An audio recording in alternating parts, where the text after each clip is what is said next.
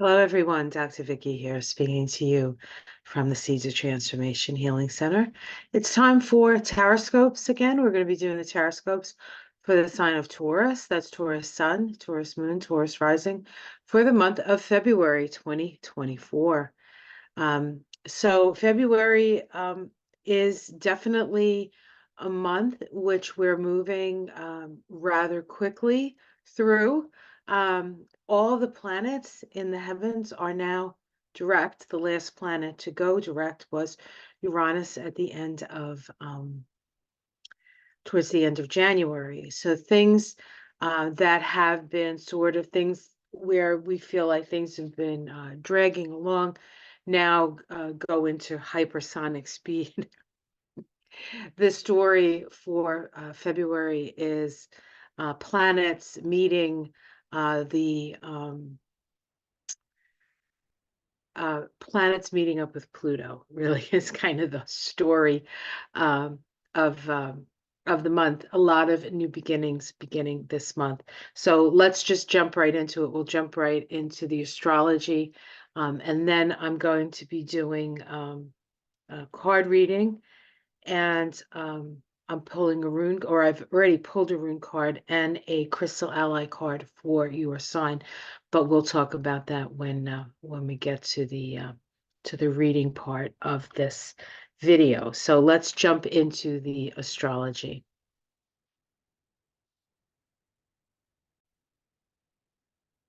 All right, everyone. So we're talking about Taurus. Taurus, of course, is a fixed earth sign. And your mantra is I have. And your ruling planet, Taurus, is Venus. This month, Venus conjoins with Pluto when she's moved into Aquarius. Uh, she's one of many of the personal planets that are moving into Aquarius and meeting up with Pluto today, this month. So let's dive right into what's going on here. This is just a depiction of the planets and the planetary shifts that are happening in the year 2024. Just as a reminder, the year 2024 vibrates to an 8 on the tree of life that is located energetically in the place of expansion, production, and destruction. So there's a balance between things falling away and being brought down and things starting to grow and be produced. So it's this energy of balancing. It's like metabolism. We have the catabolic metabolism, which breaks things down, and the anabolic, which builds things up, right? Builds muscles and stuff. So there's a balance between that. Energetically, if we overlay the chakra system on the tree of life, this is the throat chakra. And what's especially important for you, Taurus, is Taurus actually rules the throat in astrology. And so this can bring up some issues perhaps for you, but this is a point where we are co-creating with spirit. This is the year. It's a year of instant manifestation. It's also a year of reaping what has been sown in the relationship of the numbers. The initial impulse year of this 8 year, right, was 8 years ago, right? So 2017, we moved into a 10-1 vibration, and 10-1 is the wheel of fortune. Everything, fortunes turned on that, and we've been dealing with the permutations of that. Now, as we get into this 8 year, we're seeing what has been sown, what has been harvested. Because this is a harvest, this is a reaping year. And so we reap what we have sown. And of course, as a Taurus, Uranus has been in there almost as long as we've been in this new cycle. Uranus spends about 7 years in a sign. So, and Uranus went into Taurus in 2018. So your very roots have been consistently being shook through this period of time. And just so you can understand what this looks like, and why do we have two Plutos up here? Well, this is for the whole year, and this just indicates that Pluto during this year moves from Capricorn to Aquarius, and this already happened. This happened on the 20th of January. So as we look at February, this has already occurred. Pluto will go back into Capricorn in September and leave on the 20th of November at the end of this year. And we'll see what that means. We can't, I don't really have a sense of what that is going to mean until we see what comes before it, because there's a lot of stuff between then and now, right? Okay, so let's continue and look specifically at this month. Now, if you notice, Taurus, there's a lot of energy up here in this part of your chart, your 9th, your 10th, and your 11th house. This is a very public place in the chart, and so things that happen with Taurus, to Taurus, for Taurus, will generally be very publicly seen, right? People see what's going on here. We start the month with a sextile between Mercury and Neptune. Mercury, the planet of communication. Neptune is the energy of spirit. It's also the energy of our dreams, right? Making our dreams real. This is sextiles are communicative. In this particular sextile, a waning sextile, it's about communicating what we know. It's about moving in a more progressive direction and more Aquarian direction. This is an Aquarius side sextile, so it brings in that humanitarian energy. And of course, Neptune is spirit, and Mercury is our ability to communicate. And so we might see people who need help getting the help finally as we move into February. February 5th, we have Mercury, the planet of communication, right? That just made a sextile to Neptune, move into Aquarius, and then immediately conjoin Pluto. Pluto moved into Aquarius on the 20th of January. But before it moved into Aquarius, the Sun actually moved into Aquarius first, and then Pluto followed. Now, every planet that moves into Aquarius has to meet up with Pluto first. And Pluto requires change. And so we'll see what this means, right? On the 7th, we have Venus making a waning trine to Uranus. Trines are free-flowing, and Venus is what's important to us, our relationships, our money, our values, and Uranus is change. So this is an opportunity to change. If there's a relationship you've wanted to exit from, it's easier to leave at this time. It's also easier to be yourself at this time. And you get to decide, people are being themselves. So you could decide what you want to do with that information. We also have on the 7th, Mars making a waning sextile to Neptune. And you notice that Mercury made a waning sextile to Neptune. Now Mars is making a waning sextile to Neptune. Mars and Mercury are kind of moving together. Of course, Mercury's faster, so it's gonna activate that. Activate things first, and then Mars comes along. So the idea comes along, and then we can have the action behind it.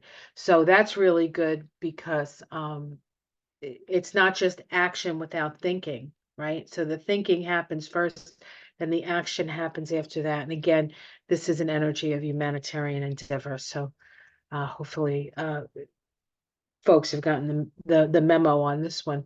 On the 8th of February, the Sun makes its last quarter square to Uranus.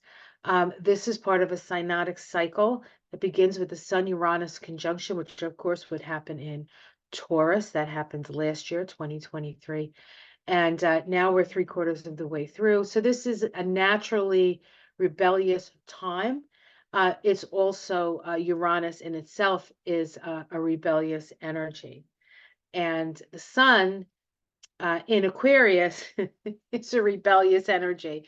So this is like rebellion on steroids here. It's a crisis in belief, a crisis in consciousness. And perhaps things that we thought were true, we find out through shock and awe that perhaps they weren't. And then we have to deal with the consequences of that. On the 9th, we have the new moon in the sign of Aquarius, 21 degrees of Aquarius. This also means that we are now in the year of the wood dragon. I believe it happens the new year. You have the new moon, and then the new year starts the next day, if I'm correct. But it is the new moon in Aquarius, and so if you were born on the new moon in Aquarius, or after the new moon in Aquarius, you would be born in the year of the wood dragon. If you were born before the new moon in Aquarius, then you would still be either a rabbit or a pig. Not that both of those symbols applied in 2023, the year of the pig or the rabbit. I believe it's interchangeable. But the year of the wood dragon indicates a year of growth with force behind it. The last time we were in a year of the dragon was a year of the water dragon, and that was 2012. These years, the symbols for the Chinese New Year's come around every 12 years, and then there are 5 elements. So at age 60, you actually are not only are you on your 60th birthday, or you on the Chinese year that you were born in. In my case, when I turned 60, it was the year of the metal ox, and I was born as a metal ox. So people who are turning 60 on their birthday, between this new moon and the next new moon, it's their 60th birthday, and they're moving into their the year that they were, so the Chinese New Year's year that they were born. So it's auspicious. So people born in what, 65, right? 65 and 60, 64, 64 and 65. There's 60 years. Yeah. Very beginning of 65, and those people born in 64. 1964. Okay. What else? On the 10th, we have Mercury make a last quarter square to Jupiter. And of course, we're going to see Mars make a last quarter square to Jupiter as well. That actually happens all the way on the 27th. So there's a little bit more of a leeway between the idea and then the action. Mars and Jupiter are, excuse me, did I say, yeah, Mercury? No, Mercury and Jupiter are the 2 planets associated with how we think. In a square, we could be arguing with ourselves at this time. Jupiter is more our intuitive facility, whereas Mars is our logical, analytical facility. And in a last quarter square between Mercury and Jupiter, intuition reigns supreme. So trust your intuition on any situation that comes up at this time. On the 13th of February, which I'm calling week 3, Mars ingresses into Aquarius, just like Mercury did, right? A couple of weeks before. Mars has been in Capricorn, loves being in Capricorn, is exalted in Capricorn. In Aquarius, it's non-pulsed. It's in Aquarius, and it does its thing in Aquarius. And of course, the next day it must meet the dweller on the threshold, Pluto, and it starts its synodic cycle with Pluto, which is an important synodic cycle, in that Mars is our conscious desires and Pluto is our unconscious desires. So the 2 years that it takes for this synodic cycle to express itself is one in which the world soul becomes the desires of the world soul, the desires of the direction of revolution is made known and obvious through the energy of Mars. Before Mars conjuncts Pluto, though, we do have Venus making a sextile to Neptune. If you notice, there's sort of a cadence here. We have We started with Mercury making a sextile to Neptune, and then Mars making a sextile to Neptune, and then Venus making a sextile to Neptune. So we have all these inner planets sort of interacting with, in this case, Neptune, in that humanitarian direction. Okay. At the same time, we have Mercury move, shortly thereafter, Mercury moves into Aquarius. Then we have Mars move into Aquarius, and we're going to have Venus move into Aquarius in 2 days, past Mars moving into conjoining Pluto. So we see they're progressing in, right? We have Venus, Mercury, and Mars start in Capricorn. First one over Mars, first one over Mercury, second one over Mars, and then lastly we'll have Venus move. And each one of these has to meet up with this guy. Now, this all happens in your 10th house. All this moving into Aquarius energy is in your 10th house. This is your career, okay?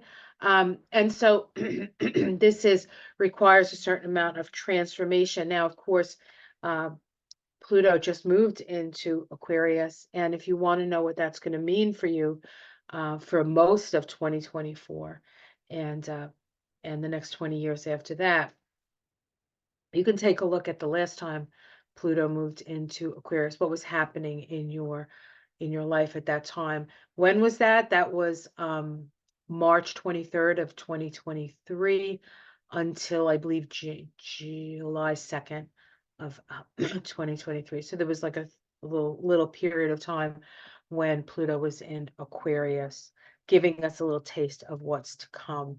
So you can go back and look at that, but of course you can just live through it now and you'll see what that means for you.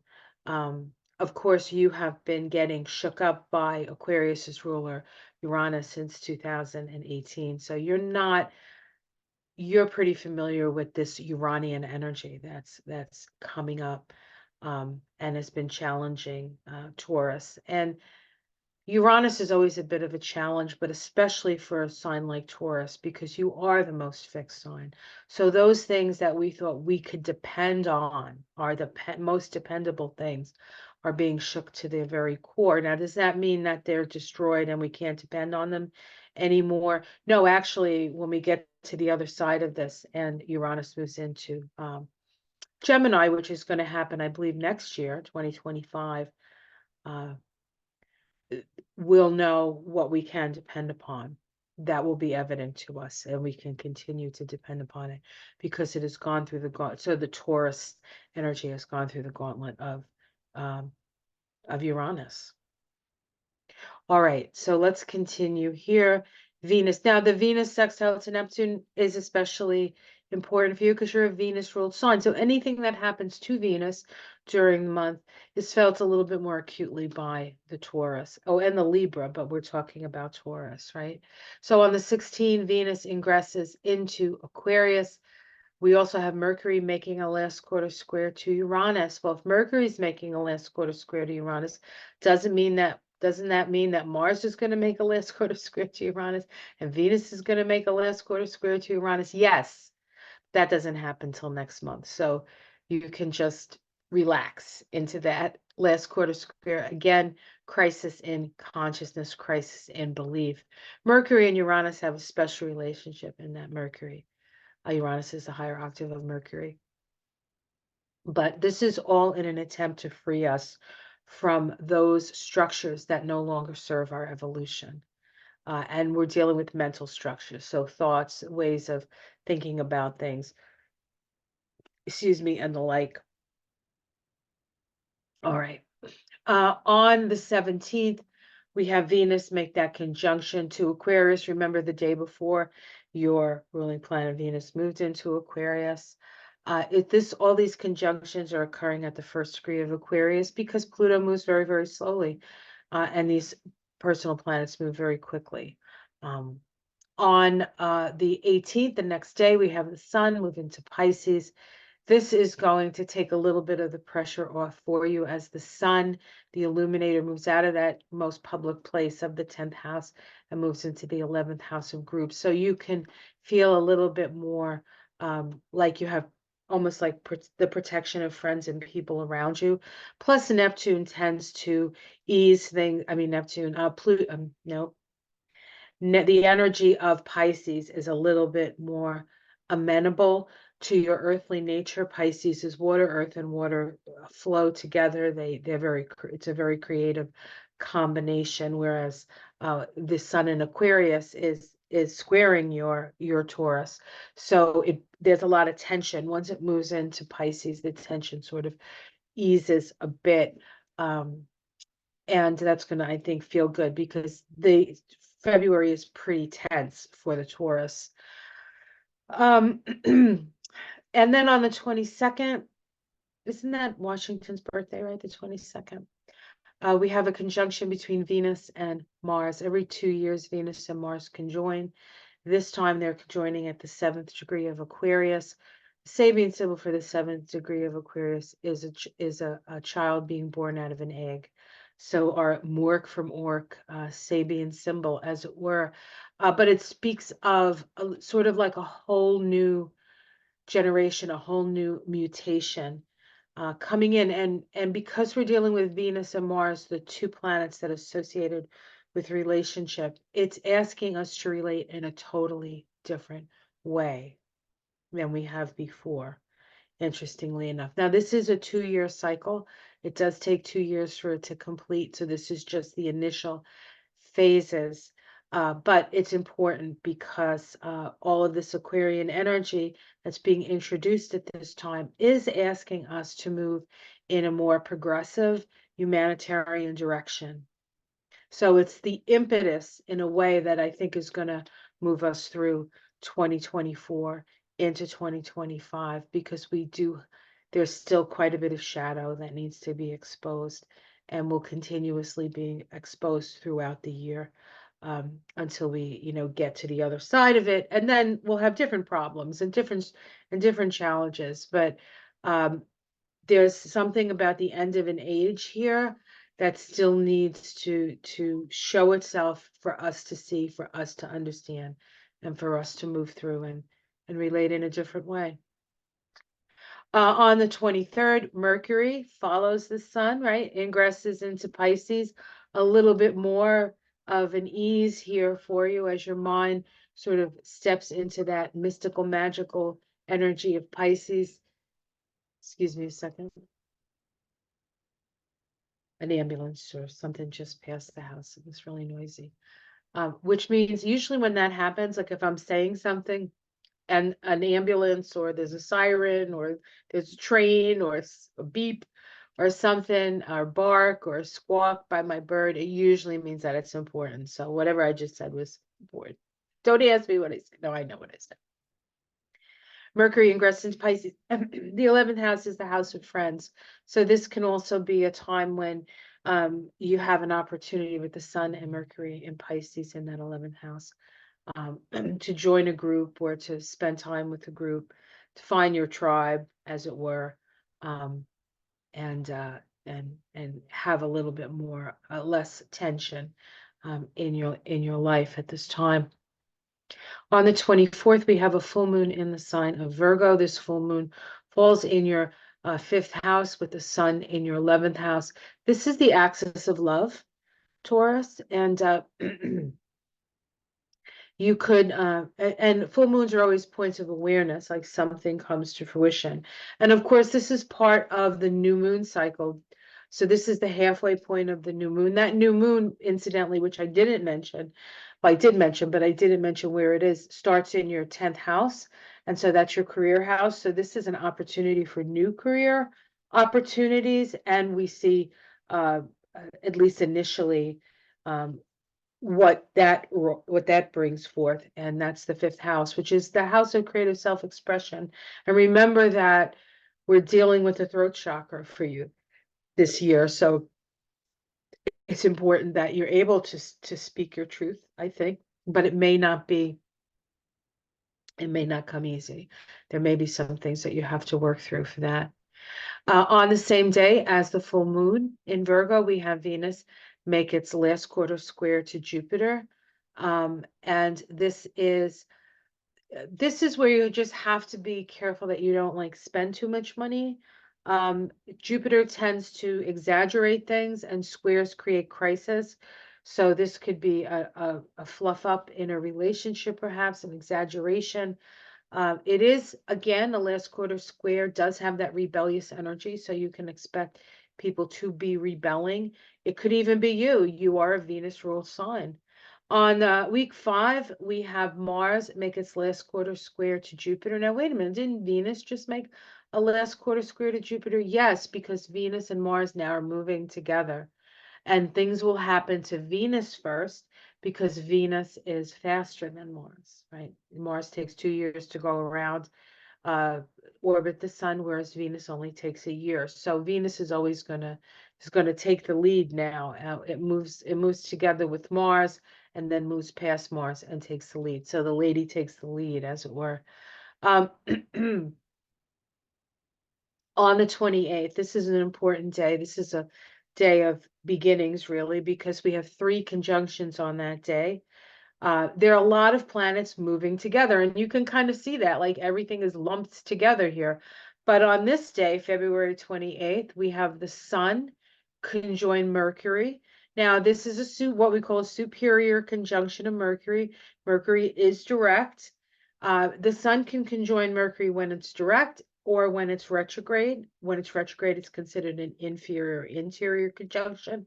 Those are much more introspective, whereas these superior conjunctions are much more, they're not introspective, they're sort of overt.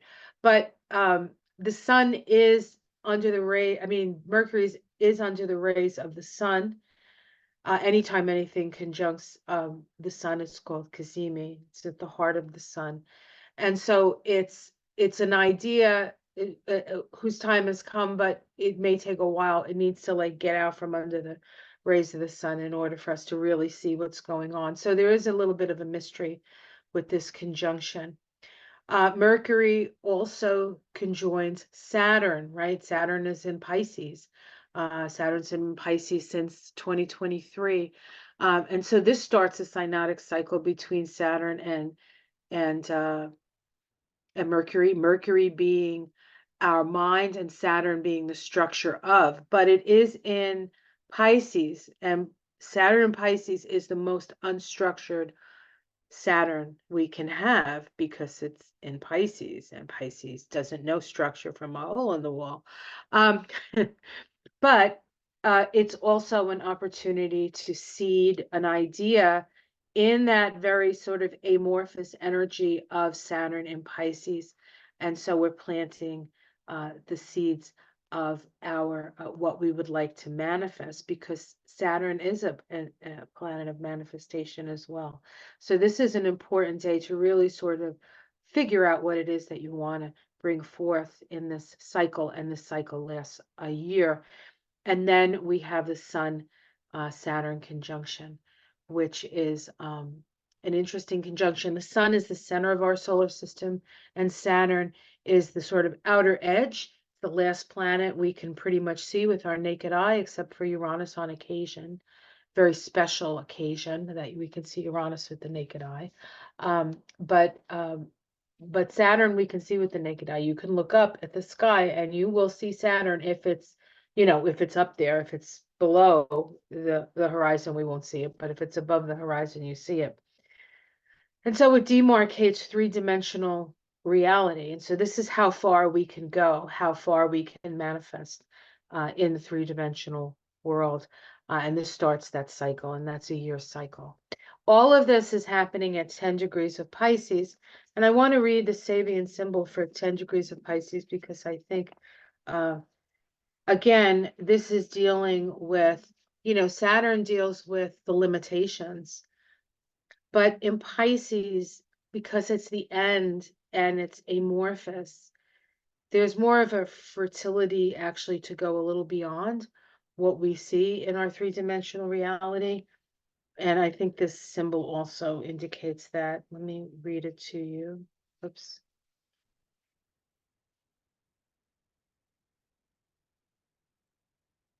An aviator pursues his journey flying through ground obscuring clouds. man's ability to develop powers and skills which, by transcending natural limitations, which are ruled by Saturn, by the way, allows him to operate in mental spiritual realms. Those would be the realms of, say, Uranus and Neptune and Pluto, right? Beyond Saturn. And the key word here is mastery. So while we're dealing with reality, when we're dealing with Saturn, there is an opportunity to go a little beyond that in an attempt to create a new reality. And this is really a time of creating a new reality. The old reality, we look at the old reality and we're like, what is going on here? All these things that we maybe thought were true are turning out to be like coming up in our face, and we're like, what's that? And themes keep being brought up, themes from the past. We could look at racism as a theme from the past coming up. We can look at anti-Semitism as a theme coming up from the past. We can look at what's going on in Israel and Gaza as a theme coming up from the past, or what's happening in the Ukraine. It's like the past is like, here it is. And we're like, we don't want to do this anymore. We don't want to interact with this. This doesn't work. Haven't we figured that out? And it is dawning on most folks. Well, on a lot of folks, but the people who aren't running away from bombs and running for their lives, perhaps. But for those of us who don't have to, who aren't running for our lives, it's important that we see what we're seeing here, because if you don't know it's there, you can't change it, right? It's like any kind of healing process. If you don't know what the dysfunction is, how can you attend to it?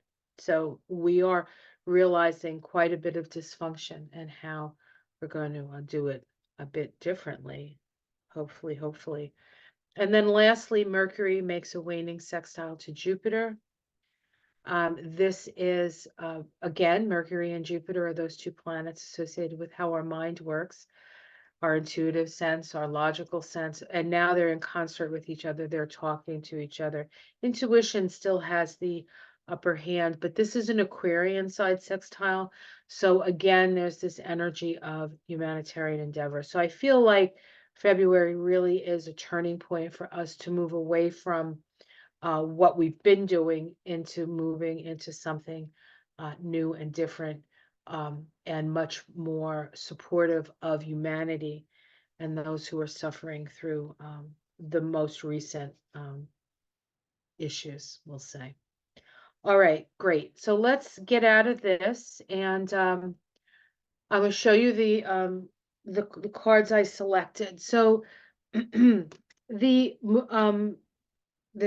card I selected for you, Taurus, using the excuse me, I just got to grab a book that's on the floor here. From the Crystal Allies, I actually picked Earth, which is what you are. You're an Earth sign, so that's just Taurus. But I did want to pick a crystal, and so I picked another card, and I selected Moonstone, which in this deck she calls cycles. And of course, Moonstone is connected with your feelings, your emotions, and the moon. And there are cycles here because the moon cycles, right? Every month it goes from new to full to new, and et cetera, et cetera. The new moons, the full moons, and the like. Excuse me, let me turn the light on. It's getting a little dark. It's kind of a yucky day outside. Oh, that's bright. Oh, that might be too bright. Well, at least I can read. Elementally, let's see, what does she call Moonstone? Like I would connect it with water, but I don't know if she does. Is it considered water or air? Yeah, see, she connects Moonstone with air, which is reasonable. I probably connect it with water because I love Moonstone and I'm a Cancer. So it says here that first of all, it activates the third eye and the crown energetically. Your affirmation is, I move through the cycles of my life with joy and acceptance. It says when moonshine shines When Moonstone shines her beauty upon you, or you are being asked to reflect upon the movement in your life, in the situation you are considering, what part of the cycle are you in at the moment?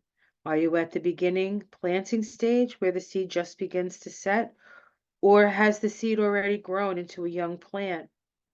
Now, according to the astrology, it's mostly you're planting seeds this year, but this month, which we actually all are. So we do want to definitely pay attention to what's being planted at this time.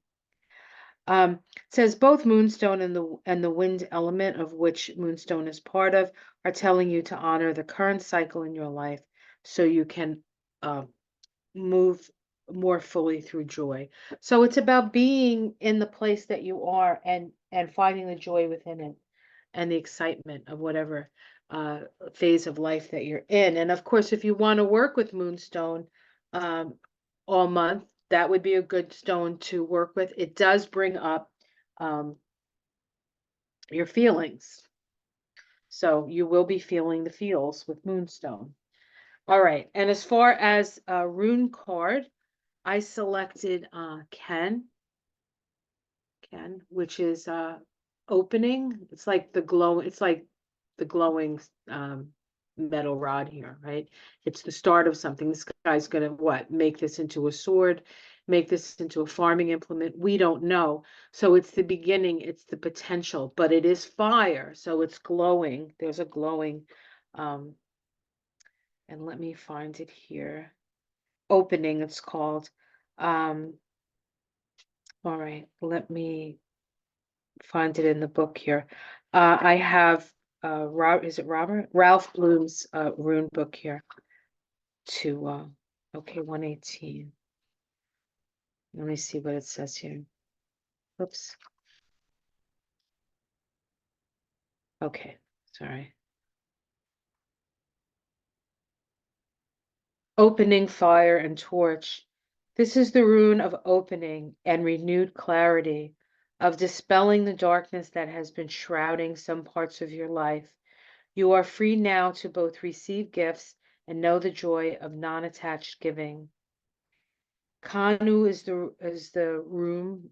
He calls it Kanu. I call it Ken, I think. Anyway, is the rune for the morning of activities for seriousness, clear intent, and concentration, all of which are essential at the beginning of an endeavor. One of the 13 cycle runes, the protection offered by Kanu is this: the more light you have, the better you can see what is trivial and outmoded in your own conditioning. Recognize that while on one hand you are limited and dependent, on the other you exist at the perfect center where the harmonious and beneficial forces of the universe merge and radiate. You are at the center. Simply put, you have been operating in the dark. There is now enough light to see that the patient on the operating table is you. All right. So an opening, a beginning, this energy of newness. And of course, all of that in this month's astrology is happening in Aquarius and in your 10th house, in the most public place. So not only are you going to see yourself, but people are going to see you as well. So I'm going to grab a deck here. I'm going to use the Connolly deck for you guys. Excuse me, I've had this one. Oh God, I don't even know how long, years and years and years. All right, let's see what Connolly deck, what the tarot has to say for Taurus. This is Taurus for the month of February.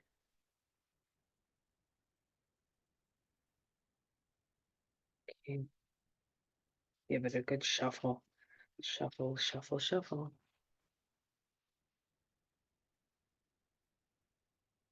Yeah, your ruling planet Venus goes through all the signs this year. No retrograde motion, so a lot of experience and a lot of moving forward, a lot of relationships, and the like. A lot of relating, Taurus. A lot of relating. Last year we had your Venus in Leo for a long time, and Leo is your fourth house. So there was a lot of introspection, a lot of, that energy. And now it's like everything's out in the world. So you're coming out.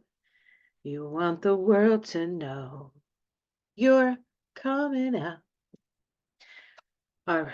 Yeah. So you're in a position where you feel like right now, you feel like you're limited. You feel like your life is somewhat frozen in like a what's the word?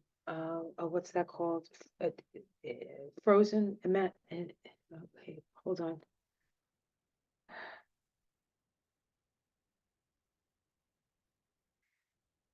Fro what's the word? You're like this, that, whatever that is. That's where it starts. And there's this sense that you can't say what you want to say, you can't move forward with what you want to do. There's limitations on you. There's limitations on you.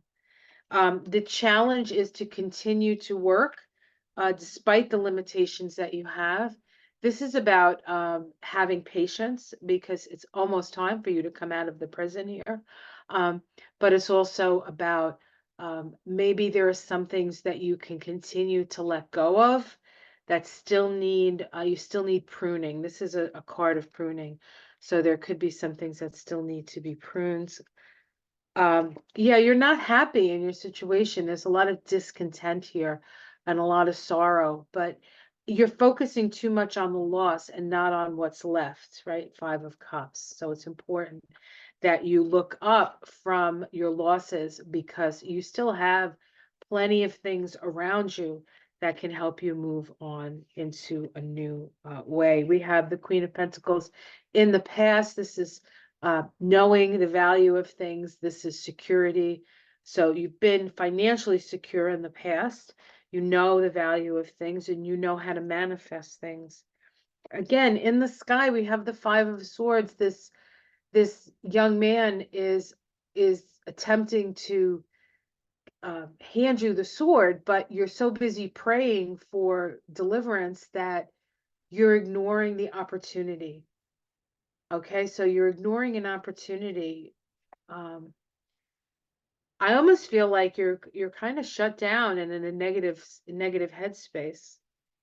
Okay, so this month all of that moves away from you. This is in this deck, the Ten of Swords, but it's about the ending of all those restrictions. So this month for you is going to be the ending of all those restrictions. And a lot of those restrictions, at least according to the cards, are the way you are thinking about a situation. You need to reset the way you think about things. You need to change your mind. And of course, Mercury is the first planet that moves into Aquarius and conjoins Pluto, which requires change. So we need a change of mind with Mercury conjoining Pluto. We need a change of action steps with Mars conjuncting Pluto, and then with Venus conjuncting Pluto. We need a new value system. So any sense of feeling victimized by life needs to be shed this month. How it's seen from the outside, that you have everything that you need, that your wishes, you can manifest your wishes. Okay. You're a lucky duck. That's how people see you. Your domestic situation, we have the Nine of Wands here. You're still kind of self-protective in this response, but we can see here of all the decks, this is the deck where there's an opening in the fence here of your previous actions and your previous beliefs. There's an opening coming, so that opening may start at home. Hopes and fears, the Seven of Swords. You're worried that that there are scoundrels out there. There are scoundrels out there, but I wouldn't worry too much about them. And then at the end, we have the Seven of Cups, making a choice. So many choices ahead of you. What are you going to choose? So this is a time of choice for you this month. We have and I'm going to pick 3 cards, see if we can get a major arcana. I get the 10 of Wands here. This is, again, this is planting seeds from the harvest that you have here. It's less of an energy of burdens that it is in the other decks, but it's more about planting the seeds of the things that were valuable in the last cycle. Offerings of love here with the page, good news. And the Hierophant is the small, still voice within. It is a traditional card, and it is the card, the major arcana associated with Taurus. So this is just reminding you that you have all the tools that you need, and you can bring it all together. Where it seems like you might have an issue is in your mindset. Underneath it all, we have the King of Cups, which is about support and that energy of support, emotional support, and the Ace of Swords. So cutting away the old ideas, you need a new idea, and the Ace of Cups, happiness. So it really is about you taking your responsibility for your own feelings, right? We got Moonstone as a card for you, and then cutting away those negative thought forms and starting anew. Mercury conjunct Pluto in Aquarius. This is actually, the Ace of Wands is Aquarius. I mean, the Ace of Swords is Aquarius. Mercury conjuncts Aquarius. Mars conjuncts Aquarius. Venus conjuncts Aquarius. It's a whole new beginning and bringing you to a much better place, right, than where you were. So this is a watershed month for you. It looks like things are really going to shift for you, and I'm happy for you. All right, guys, that's the story. Have yourself a great month. Like and subscribe. If you're interested in taking a beginner's astrology class with me, I have two that are going to start to run at the beginning of February. Saturday, they're the same class. I'm just giving two options as to when you can join. Saturday, noon to 2, Saturday the 3rd, and on 6 consecutive Saturdays. All classes are recorded, so if you can't make them all, they will be recorded, and you can have the recording. And Monday, the 5th, from 7 to 9, that will happen on consecutive Mondays for 6 weeks, and it is the beginner's class. If you haven't ever taken an official astrology class and you've dabbled in astrology, this is a great sort of fundamental class. If you know astrology, it's always kind of cool to see how a teacher teaches the beginners the foundational stuff. I personally never had a foundational class. I did classes after that. I was mostly self-taught in the beginning, but I'll tell you, I probably should have taken a beginner's class because I would have been further along in my studies. My beginner's class is really my journey through astrology and how I learned it, and how, after years of working with it, I find the best way to come to understand a very complex subject in a relatively sort of, I don't want to say easy way, but an easy to understand way. I think that's what I want to say. I'm also doing an introduction to the Kabbalah that actually began on the 18th of January, unless it didn't, because I'm doing this, before that, but you're going to see it after that. So anyway, introduction to the Kabbalah. This may come out in time for you to know about that, but I have been making announcements for that. So, all right. And if you'd like a reading with me, I do combination astrology, Kabbalah, numerology readings, 90-minute or 60 minutes. If it's your first time and you can see yourself through to do the 90 minutes, it is preferred. A lot of information comes in, and it can be a very enlightening and transformational experience. So, all right, guys, take care. I'll see you again next month for the Taroscopes for March. But until then, it's time to change, Taurus. The pump is primed, so you can do it. All right, take care, everyone. Namaste.